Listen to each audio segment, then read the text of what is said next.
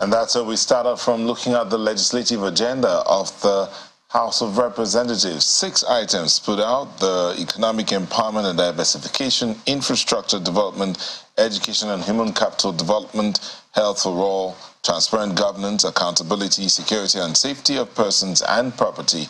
Well, to help us break it down, we have here in our studio, in the Abuja studio, Professor Jide Adibe, who is a professor of political science and international relations, Nasarawa State University. He also happens to be an extraordinary professor of government studies, Northwest Mafeking University, South Africa, the founder of Adnis and Nabe Publishers. Thank you for joining us. Thank you very much. And joining us virtually is Austin Aigbe, who's a member of the International Public Service Association, IPSA. He's also an alumni of Africa Leadership Forum, alumni Global Social Change Leadership Institute, New York, and he joins us virtually. Thank you, Mr. Aigbe, for joining us. Thank you very much. Appreciate it. Good morning. Morning. Let's start with you, Professor Adibe. When you get this list, when you look at this agenda set by the House of Representatives, as these are the areas they're going to focus their legislative actions on, what does that say to you? Well, I think we are more like trying to talk to the public mood, because otherwise it sounded more like a manifesto from a political party. Remember, their own intervention can only come through bills. They don't really have, and even that bills, they share that legislative capacity with the Senate.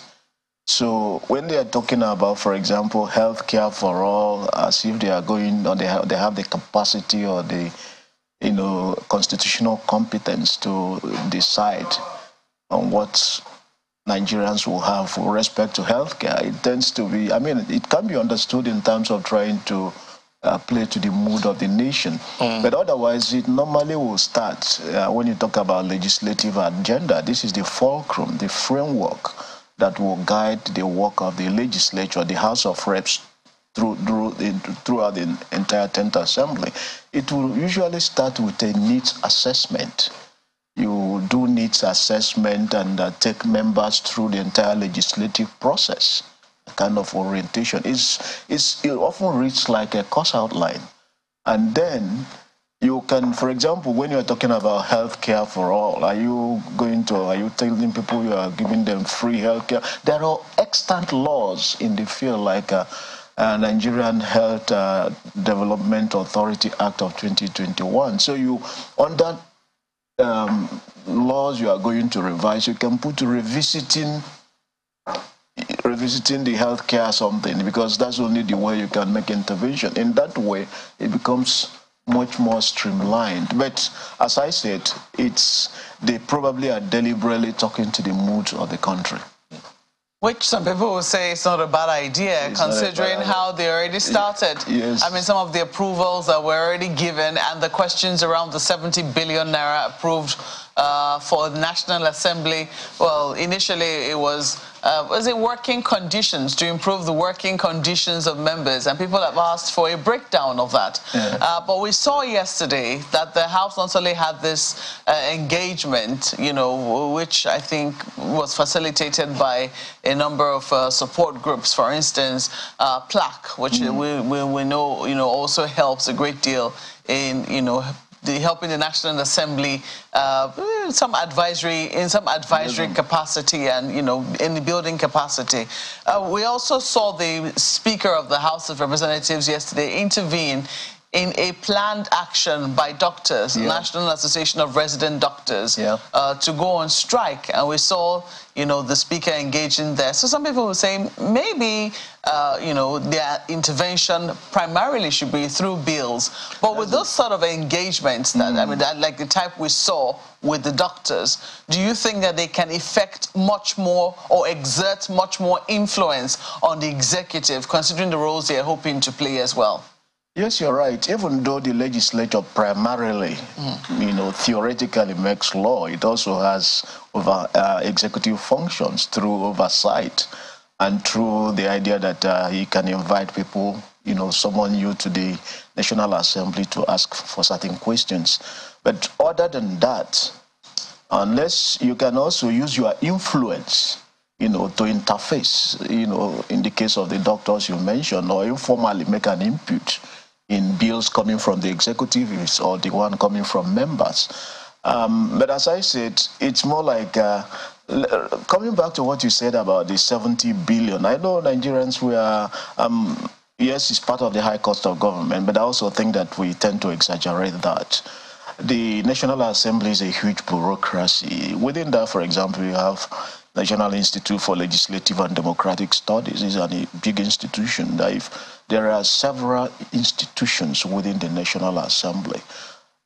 When these are disaggregated, it's probably easier to understand. But I'm not saying it's justified, but it's just that once we hear billions, we go gaga, especially remember that former President Olusegun Obasanjo had accused them of corruption. Sanusi said 25% of national resources go into funding the National Assembly. So all these are part of it. But when you disaggregate it, plus the fact of our own cultural environment in the sense that if you invite a speaker here to give a lecture, and then when he's leaving, Speaker of the House, and he doesn't drop an envelope, you feel he's a wicked man. So you take it down the village. It's only in our own climb, for example, that you invite members of the legislature or even the executive, and you expect them to pay tax wherever they go, from the gate man throughout the. I think these are some of the things they factor in. Maybe it's a well, question. Well, Prof, I don't know if you've seen the breakdown of that money. People will say, no, I'm not saying it's justified. The major quarrel I think a lot of Nigerians have with it is that they don't even know what it's for. You ask, even lawmakers themselves, newly elected lawmakers. So this 70 billion, is this,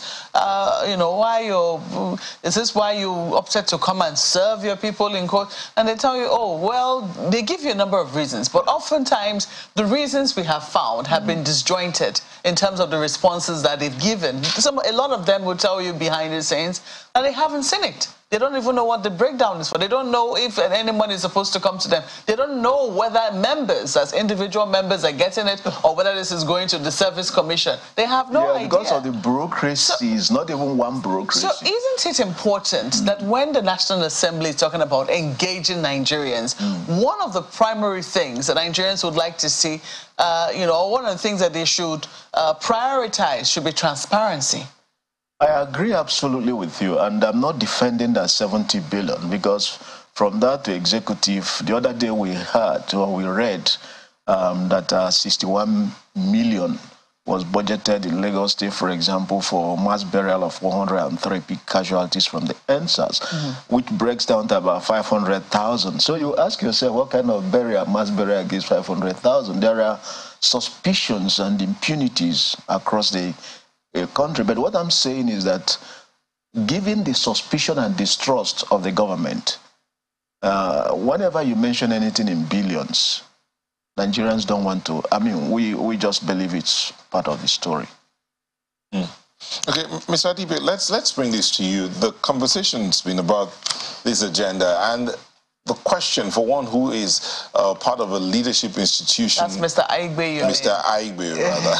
Mr. Aigbe, one who's been a part of a leadership institution, one would think that, borrowing from Prof's words, as though they are speaking to the people, as though it's a manifesto, instead of looking at how to focus on their legislative duties. They are now like putting out a manifesto, which at the same time happens to be like a guiding framework for their work. What's your perspective when it comes to this agenda that the House of Reps has put forward? Thank you very much. I'm delighted to be part of this conversation. First, I'd like to state without equivocation that what the rep has done, apparently, well, let me give credence to Clark. Clark has always worked with National Assembly to ensure some very concrete agenda for engagement. So we can, by the end of this tenure in 4 years, we can then come back to interrogate all of this 6-point agenda. But I'm worried. I'm worried because it seems as if the National Assembly, particularly the House of Representatives, is playing the role of an executive. when you set agendas like this, what it means is that people are going to expect that you create a state of Eldorado in the state of Nigeria. What that means is that people will expect that by tomorrow, our educational system will be okay. People will expect that tomorrow, security of life will be okay, and all eyes will be on the House of Representatives. What this means is that as we try to reduce the pressure on the National Assembly from playing executive functions in a way that remove them from attack from citizenry, in a way that put them in their legislative frame format, so to say, this kind of agenda can be misinterpreted by the generality of Nigeria to reflect as executive delivery, education, health for all, like Professor Dua said. When you say health for all, what does that mean? I would have expected that Professor Yomiri, whom I respect very well, a strong comrade, would have broken down those agenda more to the point of legislative functions, rather than just leaving it the way it did, even though he also said we're going to pass law. And there was a commentary in the course of his speech. He said that's to pass law. But after making that commentary, breaking it down into particular legislative function was missing, in my opinion. However, when the speaker came up, the speaker was direct. Legislative action on electoral reform, action on inclusion, women and persons with disability and youth. Those became a bit concrete. So let me flip it around. What are the functions of the legislature?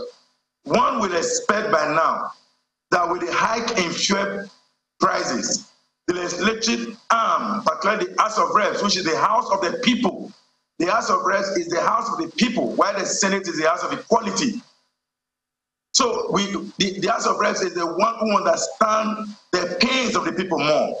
Part of legislative function is to interrogate issues that impact on people negatively. One would have expected by now that the House of Representatives would have nipped in the bud the corruption in the system of subsidy. Again, people have argued that in any case, that you can actually say that there is no subsidy. After all, when the interrogation of fuel started by the time former President Muhammadu Buhari was going to exit power, he had planned for the removal, the total removal of subsidy. And one of the arguments was that if you remove this subsidy, fuel prices was going to jack up to about 300 naira. 300 naira from the 196 or 197 or 198 depending. Suddenly, the subsidy was not removed. It did not just move to 300 or 350 or 400. It jacked up to about 500. And within a month, we were already running into 600 and something. You are going to ask, the National Assembly has not interrogated to hurt the price, to say, no, executive, we have a legislative function, we represent the people, we cannot allow this burden on the people. That is legislative action. Interfering in health, doctors and all of that is good. It's good. But you would have made better laws if there are salary issues, you make laws that nip in the bud those challenges. Like I said, part of your function as legislative arm is to check what they call scrutiny. Have they scrutinized the subsidy? Have they scrutinized the high cost of living in Nigeria? Have they tried to look at the PPP? Or when we talk about the 70 billion, I laugh when Professor Jideofor was trying to put all of those institutions in perspective, but we know what 70 billion was for. It was to ease legislative action. And we have had that a time and again. We know what that means. Every new parliament receive new money. So this is one of the introduction. You are welcome to Parliament. Mr. Aigwe, if I may come in here, you've talked about how this agenda could be misinterpreted, all six of them. But we also know, because you've talked about how the House of Representatives is the people's house. Some people will also remind us that the House of Representatives also holds the power of the purse. They are the House for appropriation. Yes, it's shared that power with the Senate, but some people will say that primarily that's one of their key functions. So when they set out an agenda like this, don't you think that it would also help them focus whenever it is they have a budget to look at, that some of these are some of the key areas that they will be looking at to ensure that these areas are well funded and the aims of government, especially the executive arm of government, are achieved in that regard? Thank you. So when you say aims of executive arm of government, so you need to align with the executive arm of government and have a conversation with the executive arm of government to say what is the plan, have a seat with them, then pull up those agenda and check where you fit in. Otherwise, the challenge will be expectation of people going to deliver all of these atomized agendas. And I'm saying it is very unrealistic. If the executive propose 5% of budget to education, and the National Assembly, particularly the House of Representatives, then allocate 25%, and you are saying, maybe the executive is saying, well, we are sorry, you just allocated 25%, we don't have the money. Automatically, the House of Representatives would have paid in that agenda. All you're talking about insecurity, let's fund the military, let's fund the police. And the executive is saying, we don't have the money. So the alternative is to go borrow. And Nigerians would then shout, borrow again? We just keep borrowing and borrowing. People will not understand that you need to borrow for some sustainability of government actions. But because it's always, the flag is loans, and the National Assembly is quick to approve. You see what you remember what happened before former President Buhari left office. Just before leaving office, some huge amount of money were approved by the National Assembly, and people shouted. But to date, there was nobody interrogated what the money was used for. These are the things I'm talking about. The burden on the parliament must not be the burden of executive. They are so different. They play different roles. One ensures that whatever the executive plans to do, it does it effectively, and that's the legislative department. If the plan of the executive were maybe, just to put it, the current administration during his campaign, I said they were going to remove subsidy. So it's not new that subsidy was removed on the very first day of work.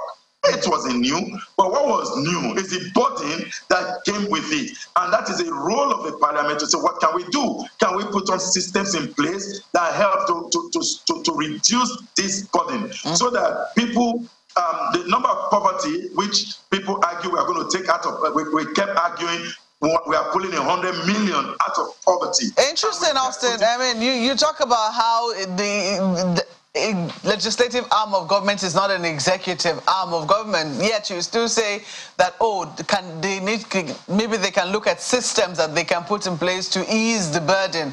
And some people say, what role are they going to play? But let me come to Prof in the studios.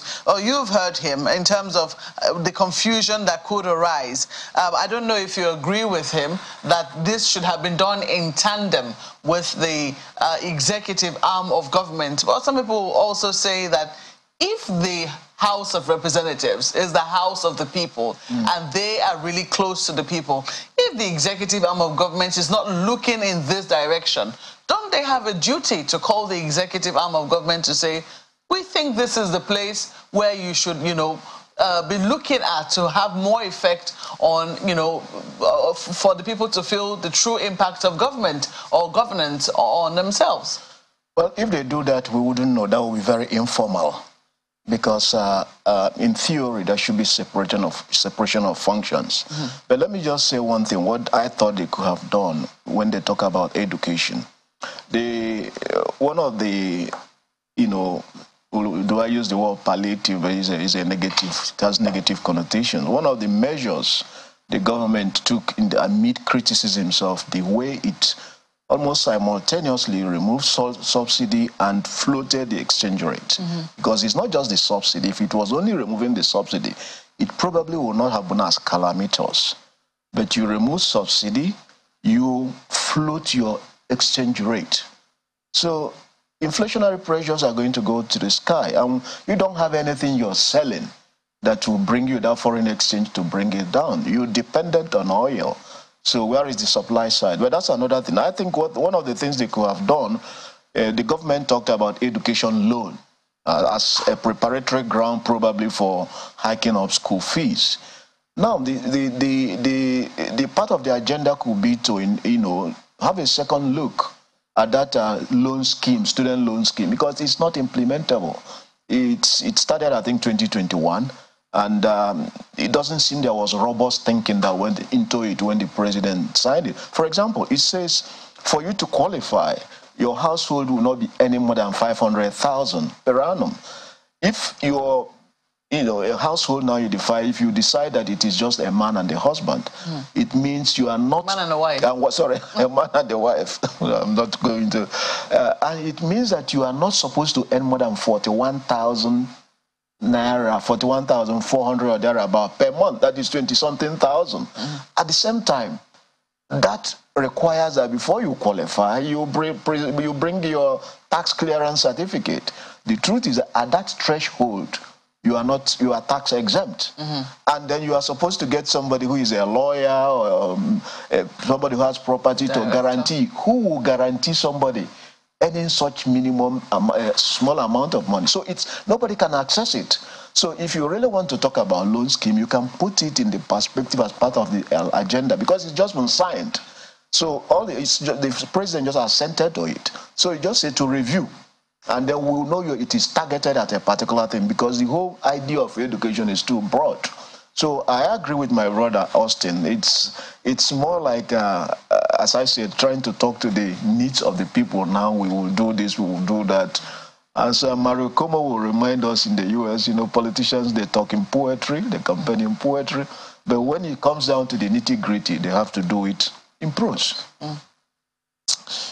Well, let's take this conversation. I'm sure that our colleagues in Lagos will also like to get in.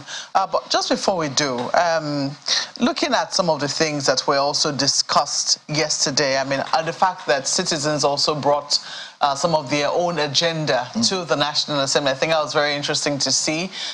People living with disabilities, women, of course, bringing their own agenda as well. How do you think that the National Assembly can truly incorporate some of the yearnings? Because I'm sure those people, I don't want to believe that they were just invited for decoration. I imagine that they truly want to see how they can incorporate some of the things that, citizens are saying, some of the things that people have advocated for years, how they can bring these matters on board and truly make them into laws that are implementable. Because we've also seen in recent times people moving bills that even other colleagues have said, no, while this is well-intentioned, it will not work in implementing it. What are your thoughts on that? I think, first of all, the National Assembly has to do something about its image. Yes, there's a suspected corruption. Just is a reflection of the Nigerian society itself. It cannot be seen in isolation of what's happening in other places. But it's got a very bad image. And I think it started from the time Obasanjo, came hard upon them as being very corrupt. And then Sanusi, former central bank governor, mayor of Kano, came up and said 25% of resources and budget are spent on them. Of course, we don't know what percentage is spent on the executive. They need to go that offensive and do things like sacrifice. For example, they can, corporate social responsibility. Some of them can really do things that are good for optics in order to win the trust of Nigerians. But having said this, there is a low trust, a huge distrust of government. And when you talk about government, you are not talking about just the executive. It is also the judiciary, and it is the legislature. Fortunately or unfortunately, the history of democracy is the history of the legislature. Because even under military rule, you have the other arms of government in operation. It is only when you have a civilian dispensation that the legislature comes in. And if you follow the history of democracy itself, you see it's the history of legislature. So I think it's very important, but I think the legislature, they need to do something to redeem their image. When you say redeem their image, where would you want them to start? Because one would think that these things they put out here are pointers to what they're going to do. It's about the people now, so we need to legislate around transparent governance and accountability. There are existing legislations there. That's what I'm saying. Would it be, for example, a revisiting those legislation? If you, for example, focus on a particular, okay, for example, you under the legislative agenda, when you start, itemizing your legislative, it starts with needs assessment, and then we'll come down to the legislations you plan. Don't forget, you have 469 members or so, and the Senate will come. And the executive will bring their own bill. So it's not just what, but you focus it, you do intervention. And then, the informal engagement with the government is not done outside the purview of the public. But we know they should be doing things like that. And I'm not so happy, let me put it, the way the legislative agenda was couched. As my brother Austin said, it's more like you are appropriating the functions of the executive, and this is not the best time for anybody to be seen and trying to appropriate the functions of the executive. Professor Adibe, as you said, the couching of this agenda speaks as though they are appropriating the functions of the executive. But maybe they're also looking at how to get it all going, hit the ground running, which is a common phrase that we're now using in this government. But Mr. Aigbe, Prof. Adibe has talked about a needs assessment. Is it possible that the legislature, the House of Reps, had already done their own kind of needs assessment individually, each legislator doing that on his own, and then they come together and bring out this agenda, all to serve the people that they represent? Is it possible? Thanks. Just before I speak about the possibility, let me quickly respond to Maobe's response. So when I talk about a system, the function of parliament is to make good laws or laws for the good governance of the state. When you make laws, you actually create a system. Now, that is what I was talking about, system. They make laws that the executive fit into. Talking about research or a survey or study, I'm aware too that PLAC did some form of supported orientation system with the National Assembly. Probably there would have been some needs assessment gotten from that session. How be it? These are what Nigerians are saying, and you have collected it. It is almost a given that if you run with it, it becomes a standalone function. Government works as a system. It is the executive, like Prof said, the parliament, the legislature, and the judiciary. But most of the time, oftentimes, we tend to sideline the judiciary from the administration of government because we see it as they haven't gone for elections. So the ones that went for elections are the ones who should decide the affairs of the country. When you have a legislative agenda that looks more like an executive function, it's an executive function. The executive will implement them.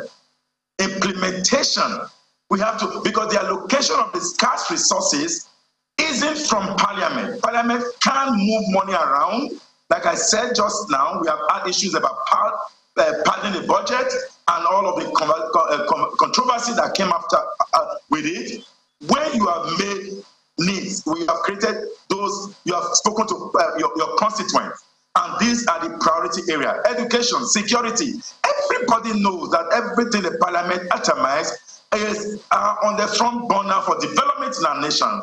But if the Parliament says, and I ask the question now, if the Parliament says they want to allocate 10% of country's budget to education, can they do it? If they end up doing it during budget processes, which is part of their responsibility, to allocate, to check the budget and do all of those rituals that they usually do during budgetary processes, and you move money from, let's say, infrastructure, and you move it over to education. And the executive said, no, we are sorry, we can't do it. What can Parliament do? Will they go ahead to impeach, begin the process of impeachment? Those are the questions. We know that's unrealistic. No, Mr. Adibe, Mr. Adibe, if I may come in there, that thing of what can Parliament do when they passed a resolution and the executive fails to implement or follow through with that resolution, that's an argument that's been going on, and many feel that the legislature is not given its due. Many times they do their resolutions and the executive practically ignores the resolutions that the House has or the National Assembly has passed. But we'll look at this when we come back from this break. Do stay with us.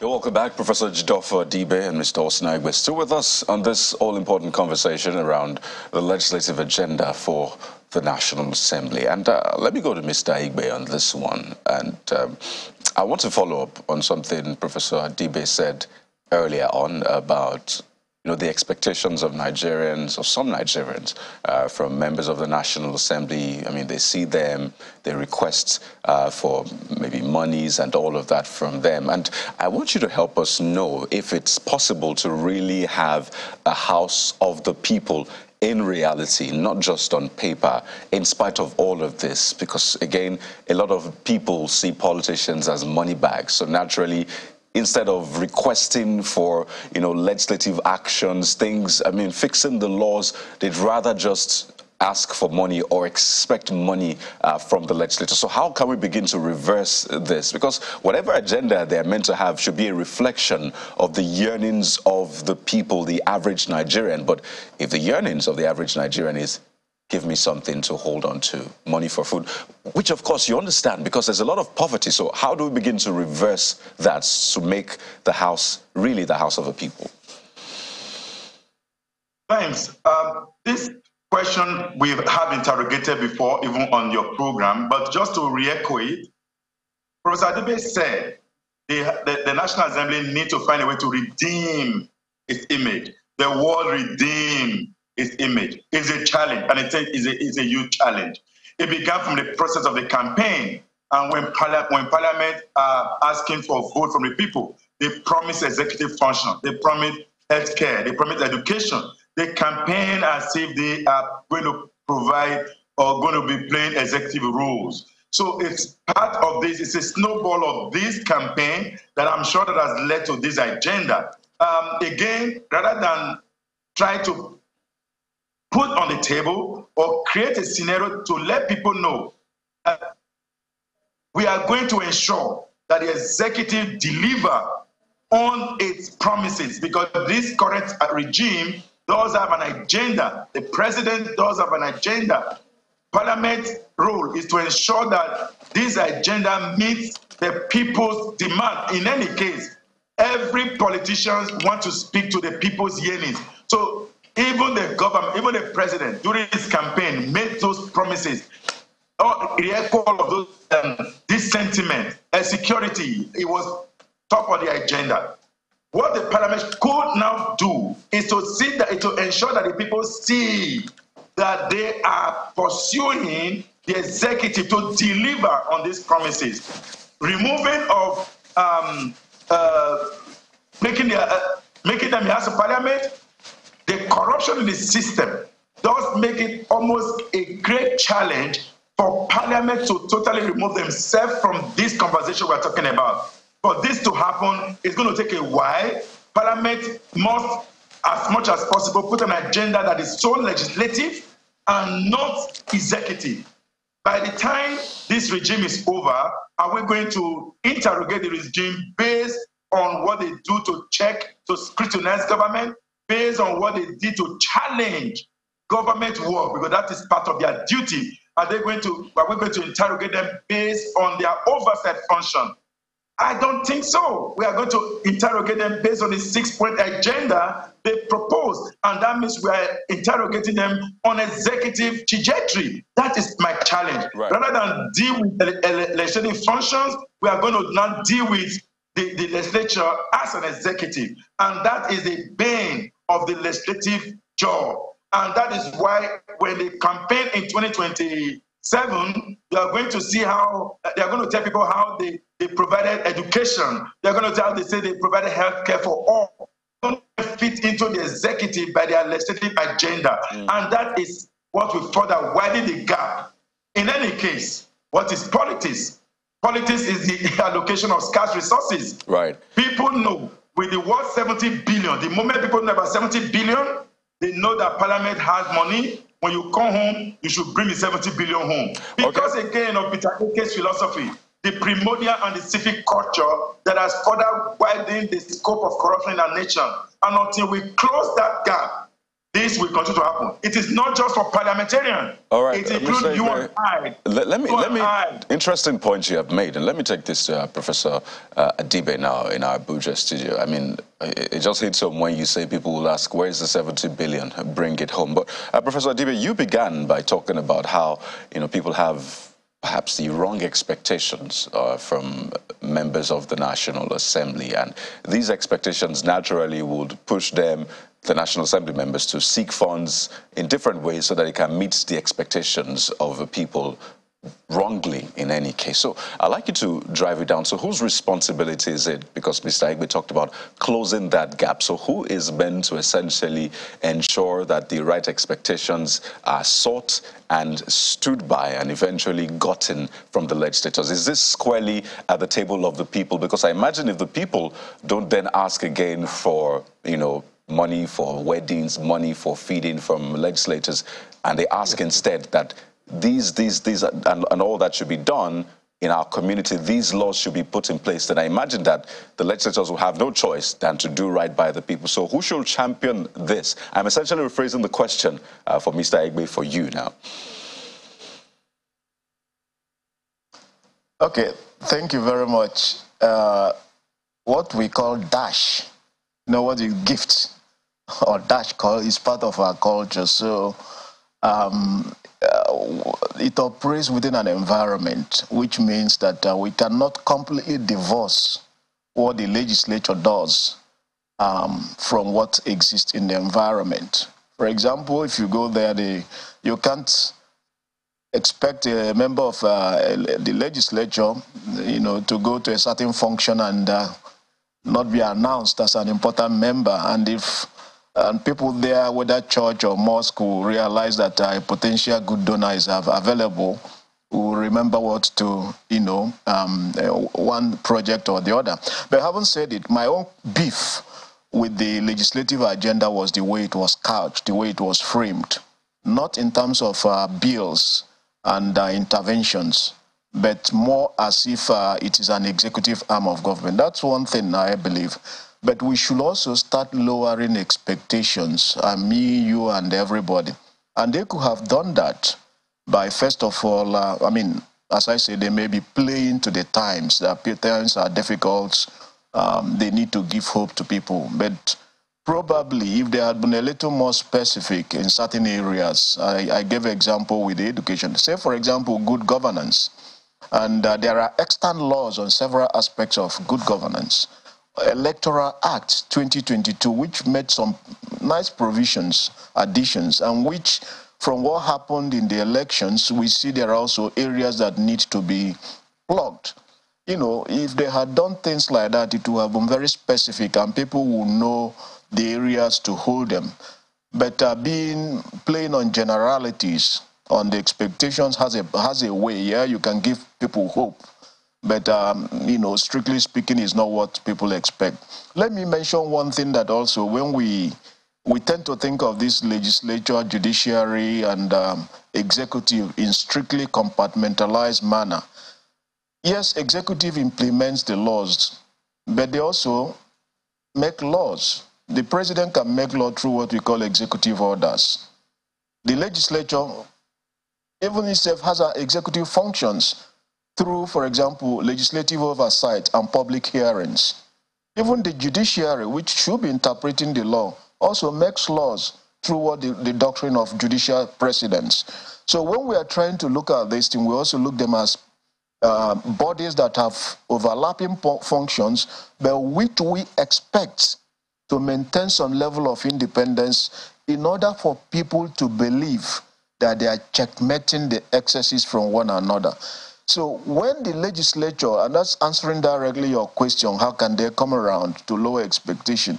When the legislature gets too chummy with the executive, people now start to see them as rubber stamp, and that they are just there for their pockets.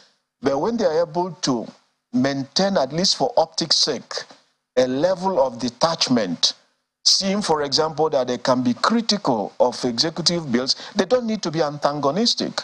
They could be able to be critical so that people will know, yes, there's a level of independence. And you know, when there are independence, people believe that, well, since we are independent of each other, you won't allow the other arm to steal too much because, you know, you are keeping an eye over each other. But when it is seen in the public that you are no longer keeping an eye on one another, that you've become one and the same, you know, it increases more of the distrust in governments. You see, for example, one of the measures the president did, I think, was it 30 billion for the legislature, for the judiciary, and people were giving it different interpretations. This is the kind of thing we need to do. That if, for example, there's the removal of fuel subsidy, okay, we know that the appropriation by the Buhari government it was meant to last until the end of June. So will it have made a difference if the legislature, or at least an arm of the legislature, raises some kind of questions? But you know, in our own environment, we are often the members of the legislature who depend on the goodwill of the executive because they have the money. It tends to be more difficult. But this is one of the things we want to see, that you can show that you are independent even though you are also working collaboratively. And as a quick follow-up to Kadi's question, you know, one of the items on this agenda is economic empowerment and diversification. In order for this, you know, legislature to demonstrate, you know, a commitment to redeeming itself, as you said earlier, Professor Adibe, would it still be paying lip service to this item on the agenda if it continues with its economic empowerment programs, where we see the distribution of grinding machines, motorcycles, hair dryers? Should there be, you know, something more ambitious that you know, the legislators can look forward to making provision for their constituents that would depart from this, and you know, it will cause us to begin to see them as truly walking the talk in terms of economic diversification? I think I'll take your question a little bit away from the way you asked it. The legislature has a very good opportunity, for example, as we are talking about palliatives now. We were told the humanitarian ministry was created in 2019. And no, it's been existing for 4 years. And we were told that every year they were giving 500 billion. So the legislature has the power now to invite the ministry to provide its own impact assessment. It has now run this intervention over a 4-year period. So it is the outcome of your impact assessment that will determine how future palliatives, will be distributed or targeted. Meanwhile, I don't believe in that palliative. I believe more like in macroeconomic intervention, provide a better macroeconomic environment, because what you are doing with such is to remove subsidy from one item that, cascades through the entire value chain. You remove it from fuel and you move it to another form of subsidy. I don't see the economic sense in it, personally speaking. I think it will have better use in other ways. But coming back to your question, they have the opportunity now to ask critical questions. They have the opportunity now to tap into the public mood to ask, let's interrogate the register used. Is this really the best? And then come up with a kind of an alternative legislation.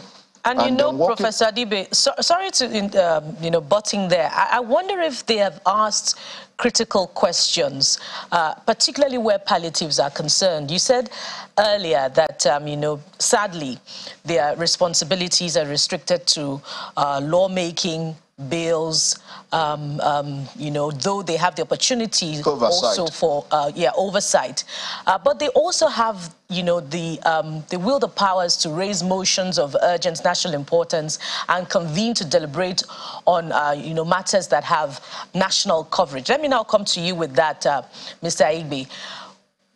Have we seen them demonstrate that opportunity through the interventions raised by certain lawmakers with motions to deliberate on palliatives that are going to be administered by state governors?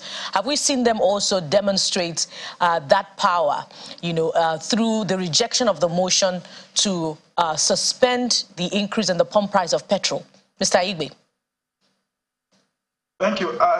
Thank you for the question. I think I just responded to that earlier when I talked about the responsibility, among others, is to challenge the work of government, to interrogate issues of the moment, particularly issues of the day. Right now, the issue of today is the suffering of the Nigerian people. As a house of the people, they should stay with the people for as long as the reversal is done. They should stay with reducing the burden. Passing the burden of corruption on the people is unfair. Professor Adibe just talked about moving one palliative to another. It is not sustainable. What is sustainable is general good. Ensure that the roads are safe. Ensure that people can go to their farms. Ensure that food production is high.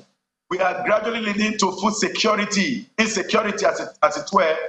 Now, those should focus on the issues of the moment. When people are unable to go to their farms and bring our own food from our own farms, we are likely going to rely on foreign foods. And each time we rely on foreign food, we are seeing money up and inflation goes up. That should be the focus of the house of the people. Mr.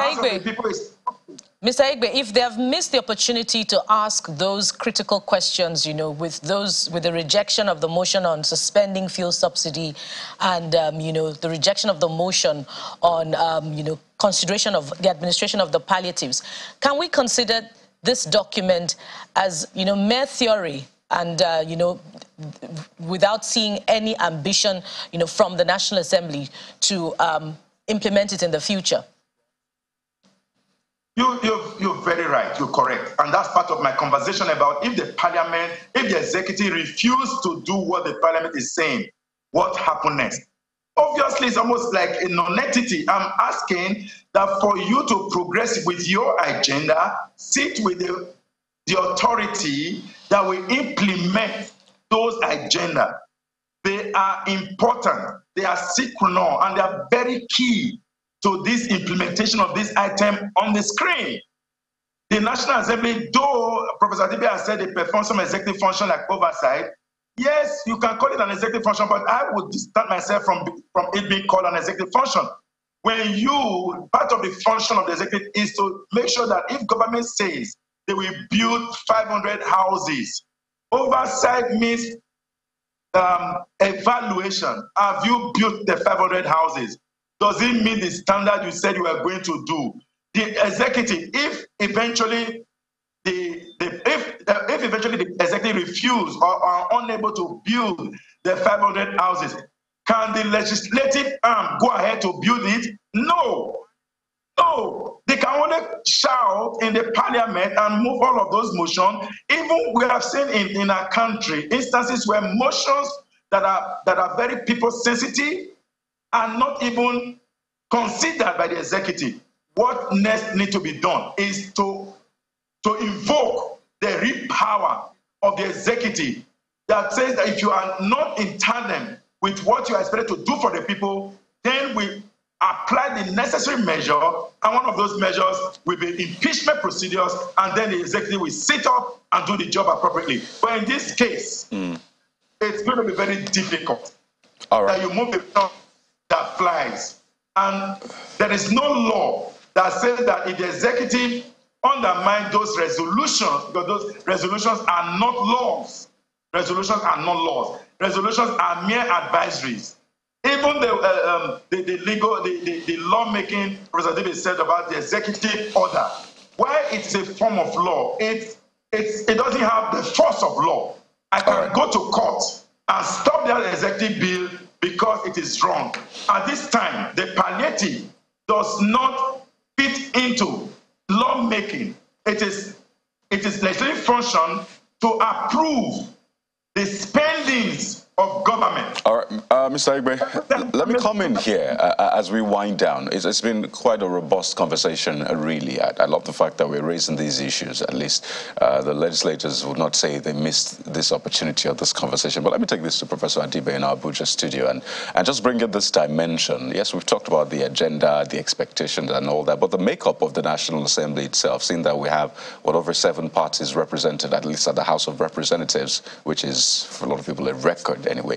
Does that color, I choose to call it color, is it a blessing or otherwise for the National Assembly to achieve this agenda? I mean, does it take away from just having 2 and at least your focus, you're either on this side or this side, but then some say it increases all of the horse tradings, the usual politicking. But for you, what do you think? Well, it depends on how you look at it. You also have to put in environmental variables, which is that more likely than not, before the end of next year, or even this year, you might see some people crossing over to where the bread is buttered. But ordinarily, it should be a good thing because, as you say, different colors will provide more varieties. But given the fact that in our own environment, where the institutions are weak, what you have is the rule of the strong man.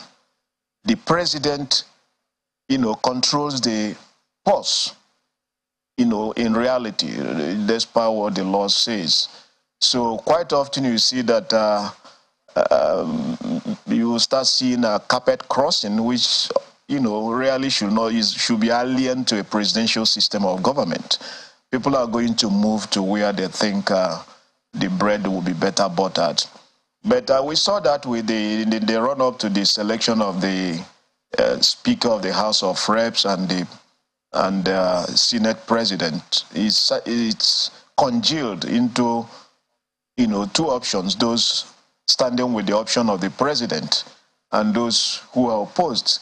And you see in the Senate, those where it was a secret vote, those against the President had a better outing than when it was a show of hand and indicate who we are supporting, and everybody knows who we are supporting, and nobody wants to stick out his neck to be seen as opposing the man of the moment, a man of power. So these are some of the environmental variables that we have to take into consideration when we're looking at options like this. Theoretically, it's a good thing. The more, the merrier.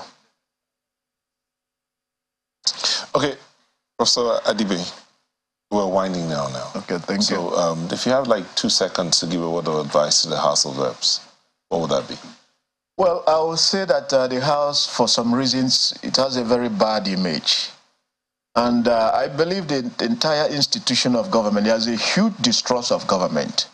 For some reason, maybe because of your sheer number, they are picking on the members, sometimes unfairly, in my own opinion, because whatever impunity or atrocity or corruption that you see in the National Assembly pervades also the other 2 arms of governments, even more so. And they tend to have a better image. I'm not sure if they do have better image, but we complain of corruption in the executive, corruption in the judiciary. So expectedly, there's also corruption in the National Assembly. Redeem your image. That will be my advice. Mr. Aigbe, in 3 seconds, if you can. Quick one, I do align with Barrister Ebere Fendu's proposal of a legislative agenda that supports inclusive government in our country, and also with lawyers who propose those positions with persons with disability. And of course, young people need to be brought on board. We need to use our diverse nature of state and not waste our energy. Right. We have huge resources. The National Assembly can tap on those huge resources to make life better for all Nigerians. All right, thank you very much. We've been speaking with Austin Aigbe, member, International Public Service Association, alumni of the Africa Leadership Forum and alumni Global Social Change Leadership Institute, who joined us virtually. Thank you for coming in. And we had Professor Jideofor Adibe, Extraordinary Professor of Government Studies, Northwest Mafikong, South Africa, Professor of Political Science and International Relations, Nasarawa State University. Thank you for coming in as well. Thank you. Sunrise Daily will be back in a moment. Just stay with us.